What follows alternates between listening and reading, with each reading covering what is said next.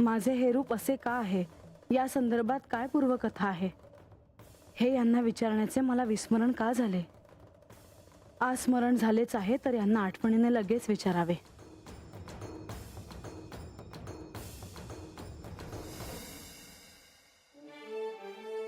व्हायसा एवढ्या घाईघाईने कुठे निघालीस? मी यांना भेटायला चालले आहे. काही विशेष कारण? तुला प्रत्येक गोष्ट सांगायलाच हवी काही. ठीक आहे, नको सांगूस. तुझ्या चेहऱ्यावर काळजी दिसली म्हणून तुला विचारलं. काळजी करण्यासारखं काही नाहीये. बरं, ये जाऊन. गडावरचे सगळे नियम पुन्हा ठरवून ये. त्या बानूला नियमात अशी बांधून ठेव की आता तो विषय नको. मला दुसऱ्याही गोष्टी आहेत विचार करायला. हे असं असतं तुझं. आधी आम्हाला विश्वासात घेऊन काही सांगत नाही, पण नंतर आम्हालाच लक्ष घालावं लागतं त्यात. आता आपण इथे उभं राहून बोलत राहणार आहोत का? येते मी.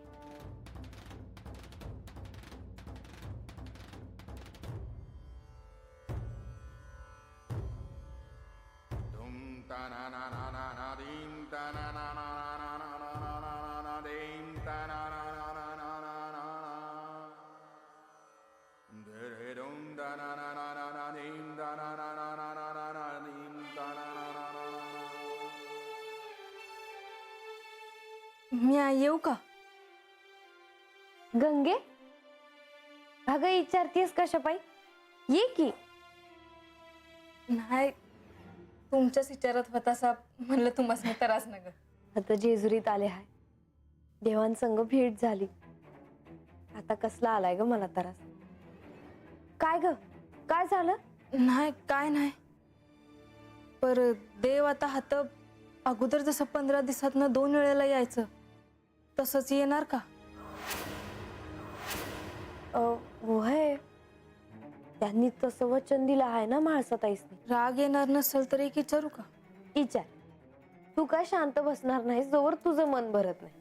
नाही तसं नाही जी, पण मला बी एक कळ ना का म्हाळसा देवी जसं देवांच्या बायको आहे ती तसं तुम्ही बी त्यांच्या बायकोच आहे ना. आणि कुठल्या बी बाईला तिच्या नवऱ्यासंग बोलावं वाटणार, भेटावं वाटणार. मग म्हाळसा देवीसनी असं वचन देवानी कशा पायी दिलं? गंगे, अगं त्यांना म्हाळसा देवीसनी ते वचन द्यावं लागलं.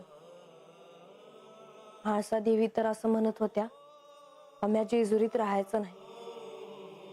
परत देवांनी त्यासनी सांगितलं आम्ही हातच राहणार म्हणून.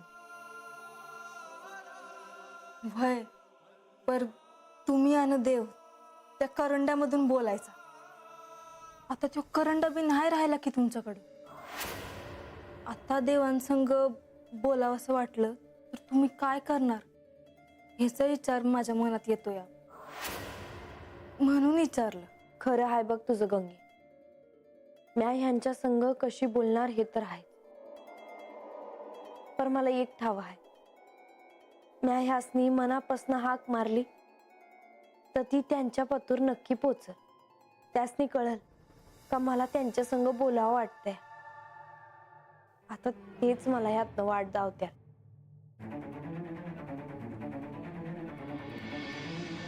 बाणाई गडावर आली, परंतु श्री खंडेरायांनी काहीतरी निराळ योजलं आहे असं दिसतं. कशावरून? श्री म्हाळसा देवींना त्यांच्या स्वरूपाविषयी जे प्रश्न पडले आहेत त्या अनुषंगाने त्यांना काही कळण्याचा योग आला आहे असं दिसतं. म्हाळसाला पाहिलं की मला तुम्ही घेतलेल्या मोहिनी रूपाची आठवण होते. होय, त्यांना पाहताना मला मी माझंच प्रतिबिंब पाहतो आहे असं दिसतं. कसं सुचलं तुम्हाला त्यावेळी की असं रूप घ्यावं? समुद्र मंथनानंतर अमृताच्या वाटणीचा प्रश्न होता.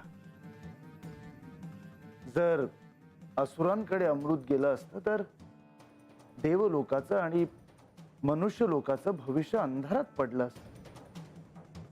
स्वाभाविकपणे मी असुरांना भुरळ पाडण्यासाठी मोहिनीचं रूप घेतलं होतं. मला देखील ते विलक्षण वाटलं होतं आणि तुम्हाला जे हवं होतं ते घडलंच. असुर तुमच्या रूपाला भुलले. परंतु श्री महादेवांना ते मोहिनीचं रूप आवडेल असं मला वाटलं नव्हतं. ते अतिशय अनपेक्षित होतं. आजही मला प्रश्न पडतोच की महायोगी असणाऱ्या शिवाला एका सुंदर स्त्रीचं रूप का आवडावं. कारण त्यांना ठाऊक होतं की ते मल्हारी अवतार घेणार आहेत. परंतु त्यांना जे वचन दिलं गेलं होतं ते साक्षात श्री पार्वती देवींकडून एका पत्नीनं असं वचन देणं हे आश्चर्य वाटणारं नाही का? आहे. परंतु श्री पार्वती देवींना हे कळलं होतं की श्री महादेवांना ते रूप आवडलं आहे. म्हणूनच त्यांनी वचन दिलं होतं की मल्हारी अवतारात मोहिनीच्या रूपात त्या त्यांच्या पत्नी होतील. परंतु देवी, प्रश्न हा आहे की मोहिनीच्या रूपाचा विषय पुन्हा वर येतो आहे. हे कोणी आणि कसं घडवलं ते ठाऊक नाही. परंतु श्री म्हाळसा देवींना हे कळणं आवश्यक आहे. ह्यातूनही त्यांना सत्याची जाणीव होऊ शकते.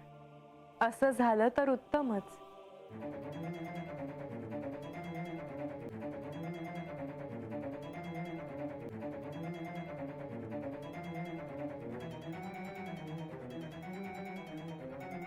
देवा,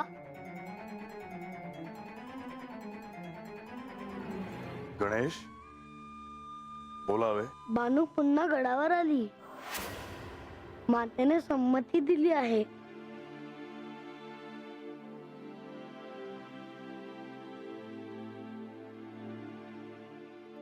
खूप काही घडून गेलं आहे. अजून एका घटनेची चाहूल लागली आहे. मला समुद्र मंथनाचा प्रतिध्वनी ऐकत आहे. होय, मला अजूनही तो प्रसंग आठवतोय. मातेला हा प्रसंग सांगावा लागेल असे दिसते आहे. तो भूतकाळ पुन्हा तिच्या समोर मांडून या शक्तीला जागवण्याचा जागर मांडायचा आहे. आदिशक्तीने जाग व्हायचं नाही असं ठरवलंय की काय ठाऊक नाही. हे आपण बोलता आहात. कधी कधी मला वाटतं की सत्याप्रती पोचण्याच्या ज्या वाटा आहेत त्या सर्व वाटा कोणीतरी अडवून ठेवल्यात की काय कोण जाणे. आपण असे म्हणतात, ह्यावर माझा विश्वास बसत नाही. समुद्र मंथनात हलाहल प्राशन केल्यावर जिने माझे मस्तक मांडीवर घेऊन मला शांत केले, ह्या पार्वतीला यातले काहीच आठवत नाही. यावर माझा विश्वास बसत नाही. कधी कधी मला असं वाटतं तीच माझी परीक्षा पाहत आहे. मला याचे उत्तर ठाऊक नाही. तर काय हा प्रश्न मलाही पडला आहे. नाही गणेश, मी प्रयत्न सोडणार नाही. समुद्र मंथनाची कथा ऐकून मी तिला स्मरण करून देण्याचा प्रयत्न करीन. बानूला श्री लक्ष्मी आणि श्री विष्णू यांचे दर्शन झाले हे मातेला ठाऊक नाही. तिला कळले तरी ती काहीही ऐकून घेणार नाही. त्या कथेतून तिला स्मरण व्हावे हे सदी इच्छा. तिला काही संकेतामधून आधी काही कळते का ते पाहू. ही खरंच तुमची परीक्षा आहे.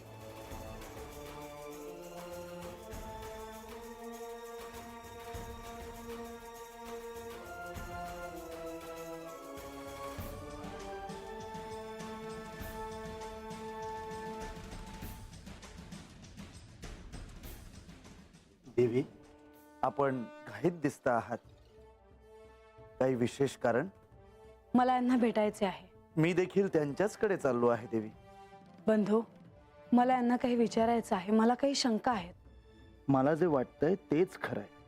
श्री म्हाळसा देवींनी श्री खंडेरायांना त्यांच्या शंका विचारण्याआधी मला देवांकडे गेलं पाहिजे आणि त्यांना सावध केलं पाहिजे. बंधू, तुम्ही कसला विचार करता आहात? तुम्ही अंतःपुरात येताय ना? देवी, मी श्री खंडेरायांकडेच चाललो आहे. राज्य कारभारासंदर्भात बोलणी करून मी त्यांना आपल्या कक्षात पाठवतो. तसं केलं तर चालेल का? नाही, तुम्हाला त्यांच्याशी सविस्तर बोलता येईल. हो, चालेल. पण विलंब नको. निश्चितच नाही देवी. येते मी. आता देवांना जाऊन सावध करावं, नाहीतर देव काय सांगून बसतील सांगता येत नाही.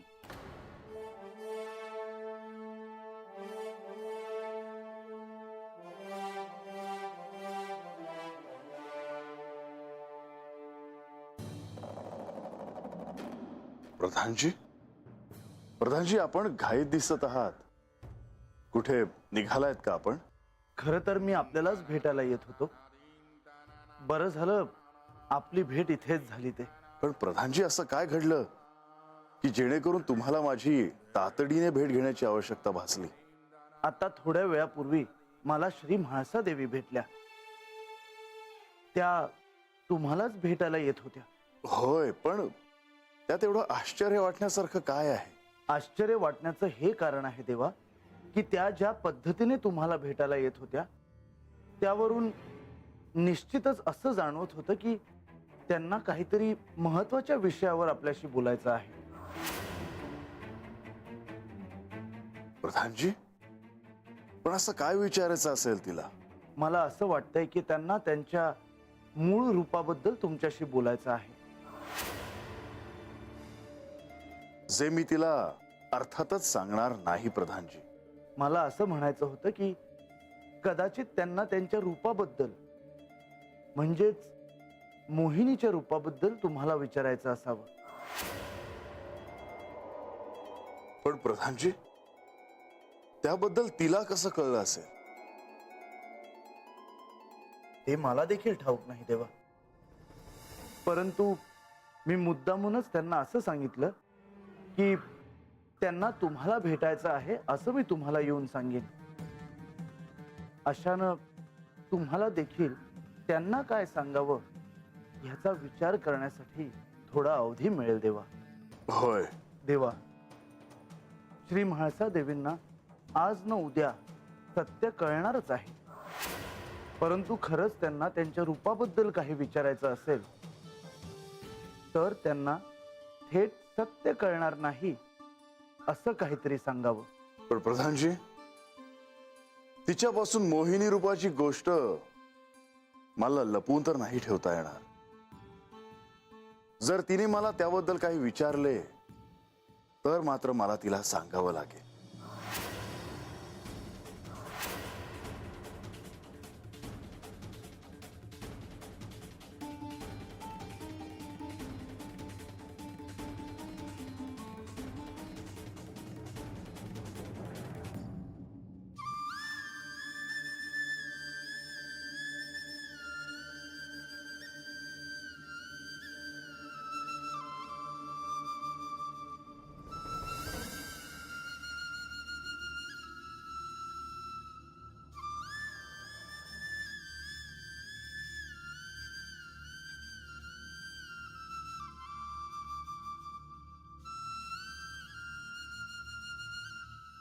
देवी, तुम्ही? उठ बानू. बसा जी.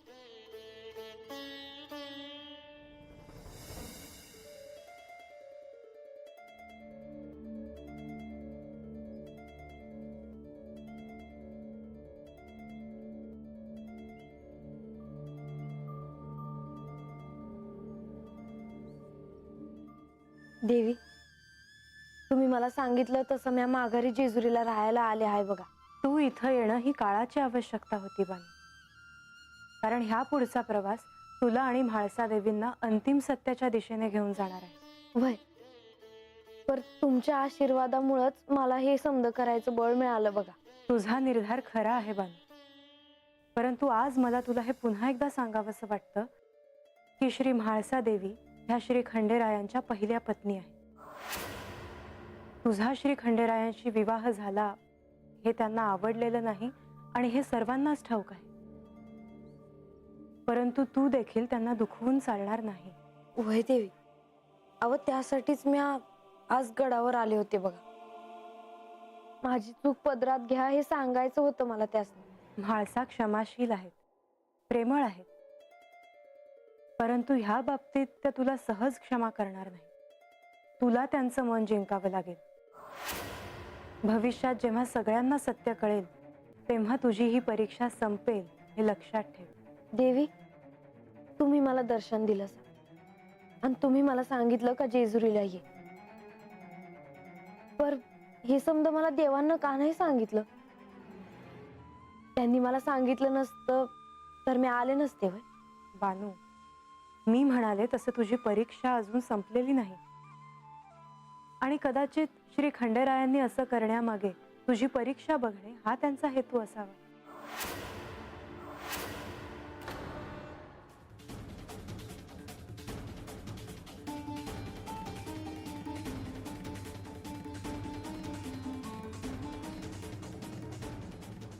तुझ्या या म्हाळसेच्या रूपाबद्दल एक सत्य आहे. जेजुरीत जे घडते आहे त्यामुळे कदाचित तुझ्या मनातून हा विचार निघून गेला असावा. मात्र ह्यामुळे सत्य काय आहे ह्यापासून तू अजूनही दूरच राहशील.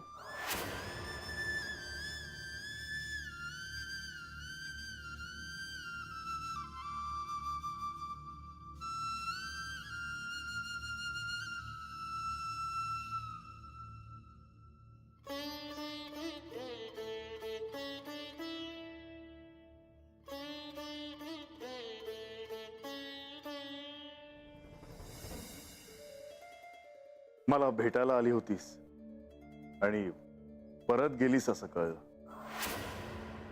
हो, प्रधानजी तुमच्याकडे यायला निघाले होते. त्यांना राज्यकारभाराविषयी काही बोलायचं होतं. मग मी विचार केला की एकांतातच बोलूया. अतिशय महत्वाचं असं तुला काहीतरी विचारायचं दिसतंय. हो, मी आता जशी दिसते, माझे जे आत्ता रूप आहे त्याच्या मागे काहीतरी पूर्वकथा आहे. ती मला समजून घ्यायची आहे. होय, तुझे हे असे दिसणे हा केवळ योगायोग नाही तर ते विधी लिखित होते. त्यामागे निश्चित अशी कथा आहे. मला ती कथा ऐकायची आहे. पण तुला हे कोणी सांगितलंय? मला कळले हे महत्वाचे. बर, मी सांगतो तुला. अशी एक घटना घडेल की ज्यातून तुला एक संकेत मिळेल. त्यातूनही जर तुला बोध झाला नाही तर मी सांगेन तुला. पण मला हा संकेत कधी मिळेल? ह्या क्षणापासून कधीही. मला प्रतीक्षा नको आहे. मासा, उद्या तुझ्या आयुष्यात एक अशी घटना घडेल की त्यातून तू एका निष्कर्षापर्यंत पोहोचशील.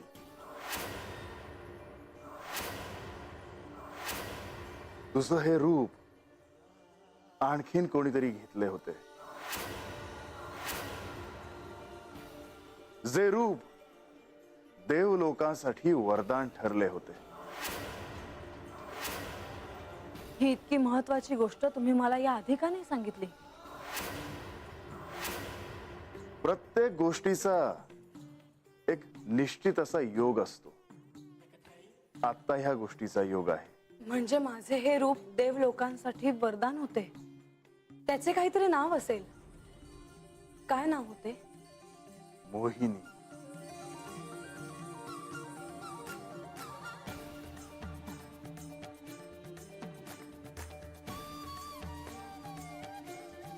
म्हणजे माझे हे रूप मोहिनीचं रूप आहे?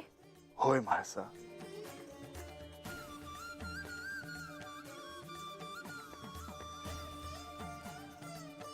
आता मला काय संकेत मिळतो आहे याची उत्सुकता आहे.